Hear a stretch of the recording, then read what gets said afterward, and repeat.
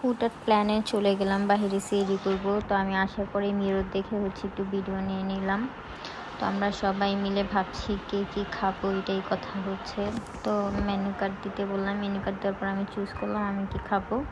তো অলরেডি আমাদের খাবার চলে আসছে। তো আমরা খাবার খেতে বসে পড়লাম। আমরা এত কথা বলতেছিলাম, কারণ ফার্স্টে আমরা শপিংয়ে গেছি, শপিং থেকে অনেক শপিং করছি, তারপর খাওয়া দাওয়া করে বাসায় আসছি টুকটাক।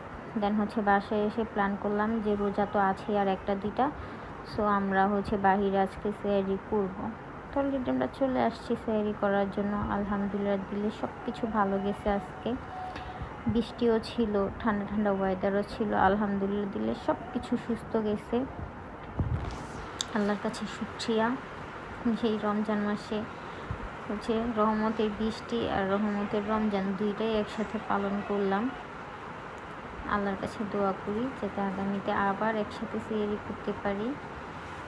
সবাইকে যেন আল্লাহ একসাথে সেহরি করার তৌফিক দান করেন। তো ভাবতেছি কালকে যদি চাঁদ রাত না হয় আবার যাব।